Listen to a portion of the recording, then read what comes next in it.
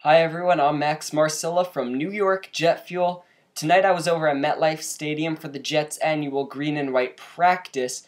Usually it's a scrimmage, this year it was a practice, which basically meant it was the same thing, but with a couple of positional drills earlier and a little less tackling.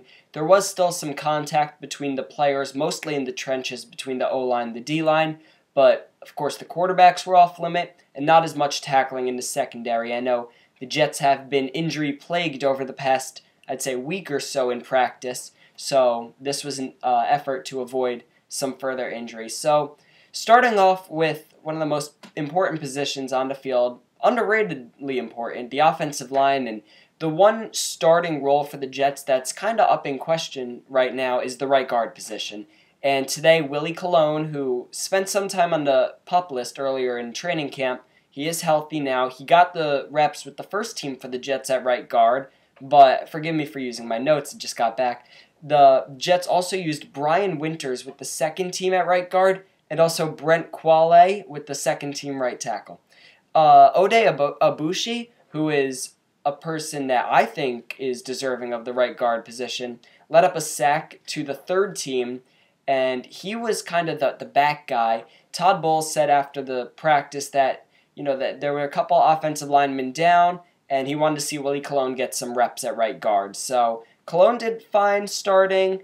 It's hard to tell exactly how offensive linemen do, especially when it's so early in training camp and there's not all the hitting, but they looked good. The running game was good for the Jets. Two players stood out in that category. Zach Stacy put together a very nice practice. He had a few nice runs early in the scrimmage, or in the 11-on-11 team drills, but at the end he had a costly fumble at the goal line, which was recovered by Rontez Miles. I'll get to him in a little bit. He had another nice practice. But also Bilal Powell, who's right now penciled in as the Jets' number 2 running back, he had a very nice practice, including a 39-yard touchdown run. So moving on to the quarterback, the most intriguing position of the training camp for like the 4th or 5th straight season, Geno Smith, Ryan Fitzpatrick. It was an eventful day to say the least from MetLife Stadium, where none other than the Jets fans booed their starting quarterback. And I want to say deservingly, because Geno Smith got off to a rough start. He fumbled the ball on a Calvin Pace strip sack, and it was recovered by Calvin Pryor, so you can call that the Calvin special, I guess. But the next drive, he had a very bad throw that was in the hands of Antonio Cromartie, probably should have been intercepted, and like I said, I want to say he deservingly heard boos, but to quote Allen Iverson's, practice? We talking about practice? How can you boo a guy in practice? But I digress, that's just my take on it. He started off pretty poorly, and he actually told the media after practice that, quote, you would think we were on the road with the boos. However, Todd Bowles said that after that, all 3 quarterbacks showed progress. That includes Ryan Fitzpatrick and Bryce Petty. And Geno Smith responded to that with a couple nice drives, including the last drive of the game where he made a nice pass to Eric Decker, a nice pass to Brandon Marshall, and then found Marshall for a 1-yard touchdown on the slant.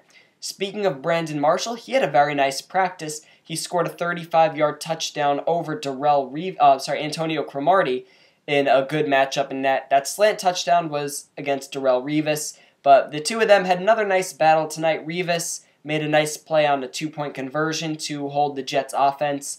So the cornerback and wide receiver competition, at least, in training camp has been nothing shy of excellent. The wide receiver battle, I know we've talked about on Jet Fuel, on the podcast, and in our articles, how the back end and how some of the depth spots are open. And today, a couple of those guys who were competing for the spots were injured. Chris Owusu, Todd Bowles revealed after practice that he was held out with a concussion he sustained in yesterday's practice. Shaq Evans was also injured and held out of practice. And TJ Graham and Walt Powell got chances to return punts in the position drills. And I just thought it was interesting because you get these guys, and of course we know Devin Smith, the rookie, is injured. So now the Jets have 2, maybe even 3 spots open for these back-end wide receivers to make some noise and make the team. Austin Hill is another guy, Quincy Enunwa. So for these guys like Graham and Powell, of course Curley was returning some of the punts in the team drills. But for these guys, if they want to make the team, they have to show that they're versatile. They're not just wide receivers. They're kick and punt returners. So a good opportunity for those two. But I think I spoke earlier on the podcast, Chris Owusu looked really good in the early days of training camp, and Quincy Enunwa had a nice catch or two tonight. Moving on to the secondary, the one big story, of course, Darrelle Revis and Antonio Cromartie highlighted it, but Rontez Miles, who I thought had a terrific preseason last year and only missed making the team by, I'd say, like this much. Like, he was very close. And today, for the second straight year, I was at the green and white scrimmage last year. This year it's the green and white practice. But for the second straight year on this day, Rontez Miles had a great day. He had a pass deflected. He had a batted down pass that Ryan Fitzpatrick threw that he came on a blitz from the safety spot and knocked it out of the air for an incompletion. And he also recovered the fumble in the end zone I talked about. It was Zach Stacy's fumble. So for the second straight year, he was all over the place, making plays, and he's a year older, a year wiser, and a year better skill-wise. And I think that with Antonio Allen's injury, of course, we updated you on Jet Fuel. Antonio Allen suffered a Achilles tear and is out for the rest of the season. But with that injury, I think that opens the door for Rontez Miles to make some noise. Let's see, what else do I have in my notes? Oh, sacks, notable sacks. Ike Enemkpali. I'm not even going to pretend I know how to say his name, but Ike, the Jets draft pick from last year. Calvin Pace had the strip sack of Geno Smith. Jordan Williams and Trevor Riley combined for a sack against the third-team offense. That was the sack that Abushi led up. And Quentin Coples got a sack on the first play from scrimmage of Geno Smith. Last thing I want to touch on before I wrap up with my injury report is Ryan Fitzpatrick. He had a good practice. He wasn't great, but he threw the first touchdown of the day, a 65-yard screen pass to Walter Powell, another guy who's on the bubble of making the roster. And what impressed me on that was that Buster Screen was coming on a blitz from the slot, and Ryan Fitzpatrick reacted very well, very quickly, and made a nice dump pass. Powell took it the rest of the way. We saw that another time. I forget who he threw it to, but it was a nice mid-play adjustment for Fitzpatrick to dump it off. Again, not terrific, but he had a solid practice. Bryce Petty also a good practice. No interceptions for the Jets quarterbacks, just the two fumbles, one by Geno Smith on the strip sack and the other by Zach Stacy. And lastly, the injury report. Muhammad Wilkerson was held out of practice again with a hamstring injury. Still day-to-day. Shouldn't be serious, but the Jets being very cautious with their star defensive end. Also, Keith Lewis, the cornerback, out with a hamstring. Chris Owusu, I mentioned, has a concussion. And four other guys that were held out, Shaq Evans, Curtis Brown, Kevin Vickerson, and again, Stephen Ridley, who's on the PUP list with his knee injury.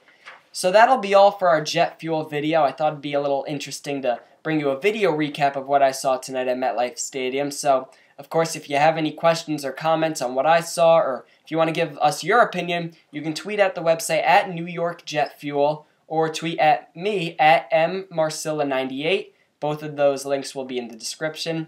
And, of course, check out the website. I'm going to be out in Florham Park a couple days this week. So if you're there, tweet me, come by and say hi, ask questions, send it in for our mailbag, our podcast. And, of course, check out the website, www.nyjetfuel.com. For Max Marcilla and everyone here at Jet Fuel Productions, I'd like to thank you for watching. Have a great day.